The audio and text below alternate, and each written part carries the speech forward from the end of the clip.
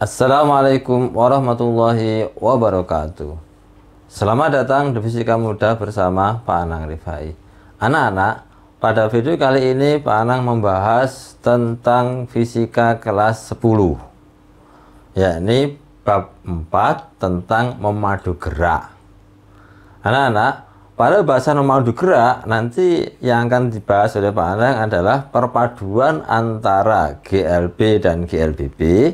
Itu adalah gerak parabola yang ini nanti kita bahas, yang insya Allah nanti menjadi kalau enggak 2 ya 3 video. Nah, baru kemudian nanti memadu gerak antara GLB dan GLB, gerak lurus beraturan dan gerak arus beraturan. Itu biasanya adalah gerakan perahu yang menyeberangi sungai. Baik anak-anak, sekarang saya akan bahas tentang gerak parabola untuk yang pertama, ya. Konsep gerak parabola untuk yang pertama. Anak-anak, gerak parabola itu contohnya dalam kehidupan sehari adalah ketika seseorang menembakkan peluru, misalkan peluru kendali itu ya, ditembakkan dari bawah, dia pasti akan bentuk melengkung begini kayak parabola, sehingga dikenal dengan gerak parabola. Nah, kalau kita analisis, pertama kali dia harus punya kecepatan awal. Kan peluru tadi ditembakkan ada kecepatan awalnya. Nah, kemudian ada sudut tembakannya atau sudut elevasi alfa. Baru kemudian dia akan bentuk parabola. Sebenarnya tidak harus gerak peluru. Misalkan kita bawa aja misalkan batu, kita lemparkan, tapi bentuk sudut lemparannya pasti akan bentuk parabola. Itu adalah gerak parabola. Nah, kalau kita analisis, terjadinya gerak parabola itu ada dua jenis gerak yang kita pelajari. Pada sumbu X, kan nanti ya dibagi sumbu X dan sumbu Z. Mendatar maksudnya sumbu X, dan tegak itu sumbu Z. Pada sumbu X gitu ya, itu adalah geraknya GLB, gerak lurus beraturan. Saya ingatkan, pada bahasa yang sebelumnya, pada GLB itu kecepatannya sama, konstan, namanya gerak lurus beraturan. Jadi V, V0 semuanya sama, maka Vx sama dengan V0x. Kenapa pakai X? Karena sumbu X. Nanti pembahasan di gerak parabola kalau mendatar itu pakai X. Nah, kemudian mencari X-nya kita gunakan pada GLB. Kalau biasanya yang dulu-dulu kan S sama dengan V kali T. S jarak, V kecepatan, terus T waktu. Maka untuk bahasan di sini tidak pakai S tapi pakai X, karena memang nanti jaraknya itu bisa mendatar, bisa vertikal. Yang mendatar itu adalah X. X sama dengan Vx kalikan T. Bisa juga V0x kalikan T, karena memang Vx dan V0x-nya sama. Itu pada analisis untuk mendatar. Sekarang bagaimana analisis untuk vertikal? Ya, sumbu Z. Sumbu Z adalah GLBB yang diperlambat, kayak gerak vertikal kemarin, ya, bab sebelumnya, video sebelumnya, ya, pada gerak lurus terakhir gerak vertikal, ya. Kalau pada saat gerak vertikal itu kan GLBB yang diperlambat, ya, geraknya bergerak awalnya cepat, pelan-pelan sampai kemudian berhenti. Cuma pada saat bahasan di sini dia tidak hanya lurus ke atas, tapi kemudian dia karena ada sumbu X-nya, maka dia melengkung begini. Ya, itulah gerak parabola. Nah, pada sumbu Z-nya, karena dia menggunakan GLBB yang diperlambat, maka ingat yang persamaan nanti yang dipakai adalah VZ sama dengan V0Z min GT. Sama persis dengan gerak vertikal. V sama dengan V0 min GT. Cuma di sini pakai Z. Kenapa? Karena posisinya bisa X, bisa Z. Jadi rumusnya hampir sama dengan gerak vertikal. Kemudian Z-nya adalah V0Z kali T min setengah GT kuadrat. Kalau pada gerak vertikal kan H. Sama ya. Jadi H V0T min setengah GT kuadrat gitu kan. Nah, untuk bahasan sekarang, karena kita gunakan posisi Z, maka Z, H diganti Z. Ini V0Z, kecepatan dalam arah sumbu Z, kalikan T min setengah GT kuadrat. Ini adalah pada sumbu Z. Nah, sekarang perhatikan di papan. Di sini saya beri ilustrasi. Misalkan ini ada batu boleh, peluru boleh, sembarang ya. Kita lemparkan. Tadi syaratnya harus ada fenolnya, ada kecepatan awalnya, terus ada sudut elevasi, ada sudut tembak ya. Harus ada sudut tembak. Sudutnya ini sembarang, mau 53, 37, 30, 60, bebas ya. Sehingga nanti kalau ditembak kan begini, seret, nah bentuk parabola. Nah, kita mulai analisis mulai yang pertama pada saat akan ditembakkan. Berarti posisinya masih kecepatan mula-mula. Nah, benda pada saat awal akan ditembakkan, dia punya kecepatan V0 ini karena terjadi dari sumbu X dan sumbu Z, kita proyeksikan menjadi V0X dan V0Z. Nah, kalau dipadukan jadinya V0. Nah, di sini ini adalah kondisi 1. Sekarang bagaimana rumusnya? Ini terkait sama konsep vektor ya, pada bab 2. Terkait sama vektor, besaran vektor. Jadi proyeksi vektor. Kalau V0 diproyeksikan karena sumbu X, dulu kita bahas adalah pakai cos. Makanya V0X adalah V0 cos alfa. Jadi seandainya misalkan mencari V0X, rumusnya ini. Diketahui V0. Kemudian kalau V0Z, nah V0Z ingat proyeksi ke arah sumbu Z adalah pakai sin. Maka V0Z adalah V0 sin alfa.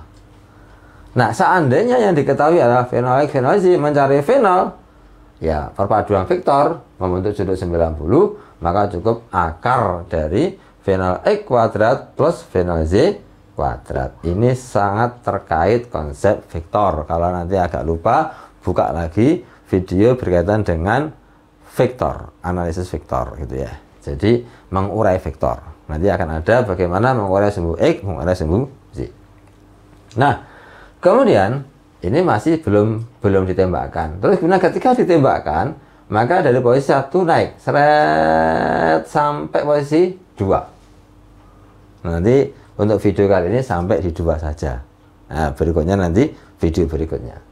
Nah, pada posisi di 2 ini ya, lihat di sini, pada posisi di 2 ini, maka ada beberapa besaran yang harus kita cari. Pertama adalah kecepatan dalam sumbu X, kecepatan pada sumbu Z, dan kecepatan totalnya berapa. Nah, biasanya ditanyakan itu berapa kecepatan saat misalkan 2 detik. Di sini posisinya harus cari Vx, cari Vz, terus baru V. Kadang yang ditanyakan adalah berapa posisi, di mana posisinya. Kalau posisi terkait sama koordinat X dan Z. Jadi tingginya adalah Z, jauhnya dilihat dari saat nembak adalah X. Jadi koordinatnya adalah X, Z. Ini posisi. Baik. Nah, sekarang kita mencari kecepatannya dulu.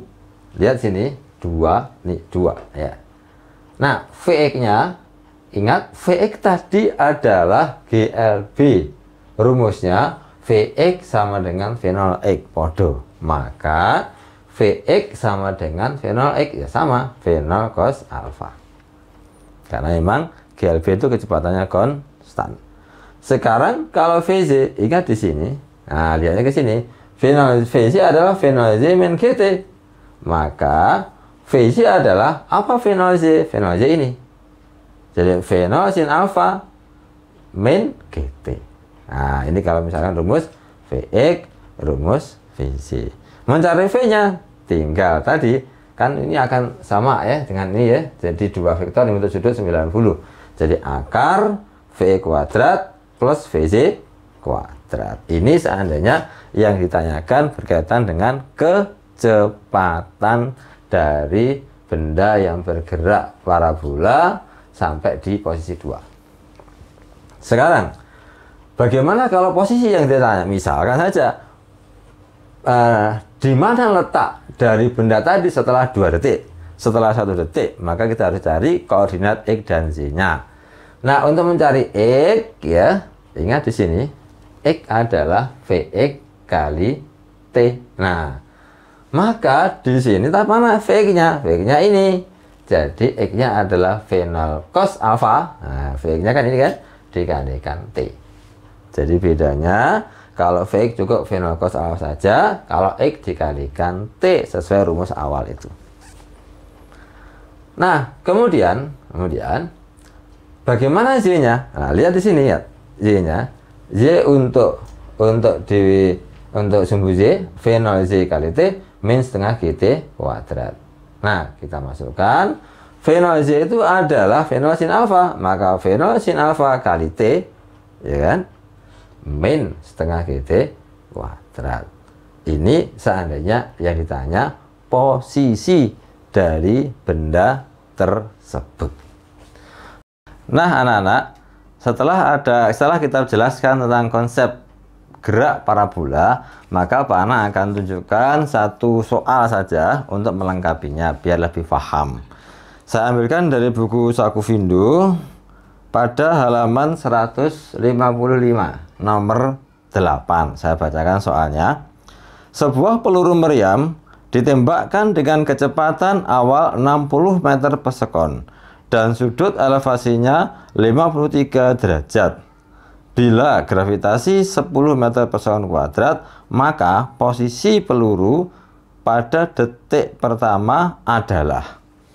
Nah, anak-anak, jadi diketahui kecepatan peluru awal atau tembakannya 60 meter per sekon, sudut tembaknya 53, gravitasinya 10. Berapa atau di mana gitu ya? Di mana ya? Di mana posisi dari peluru tadi. Ya, meriam tadi setelah 1 detik. Nah, sebelum kita mengerjakan, maka ingat 53 derajat itu sudut istimewa, segitiga istimewa 4, 3, 5. Nah, ini 53 ya.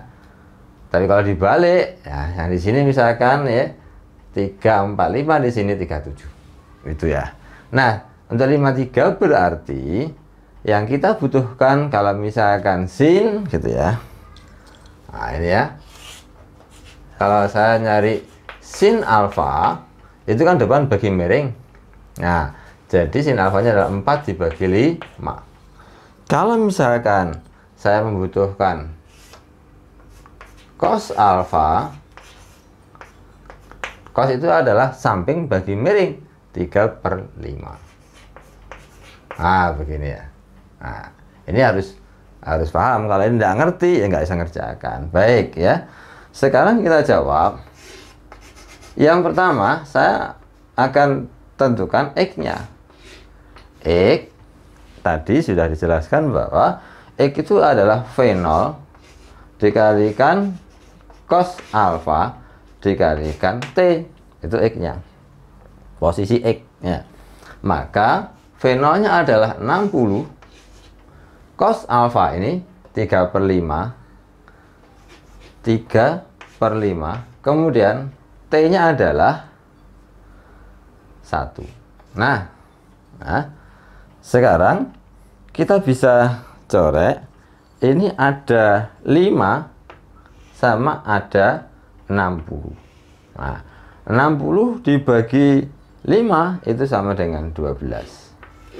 Nah, jadi 12 dikalikan 3 sama dengan 36.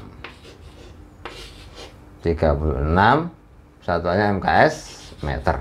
Ini adalah X-nya. Sekarang Y-nya.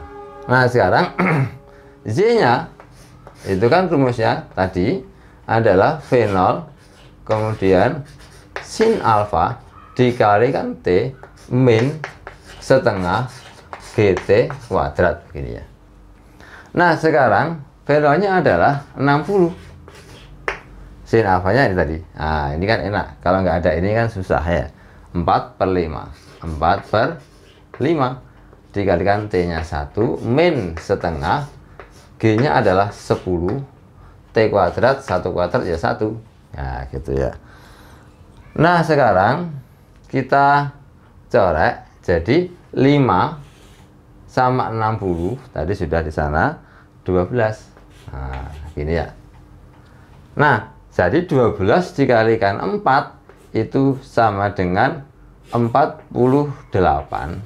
Nah, caranya 1 kali 4 kan 10 kali 4 kan 40. 2 kali 4 8, 48. Kemudian dikurangi. Ini kuadrat 1. 10 dibagi 2 5. Nah, jadi hasilnya adalah 43. Jadi posisi saat T-nya 1 detik dari Meriam tadi adalah ini, X-nya adalah ini meter ya, X-nya adalah 36, Y-nya adalah 43, satuannya meter. Ini kalau menuliskan posisi. Jadi selalu koordinat X dan Z gitu ya. Nah, mungkin demikian pembahasan tentang gerak parabola. Jangan lupa lihat video-video yang lain, dan kalau ada problem silahkan tulis di komen. Insya Allah saya usahakan untuk saya jawab. Demikian untuk pertemuan kali ini, untuk video kali ini, semoga bermanfaat. Assalamualaikum warahmatullahi wabarakatuh.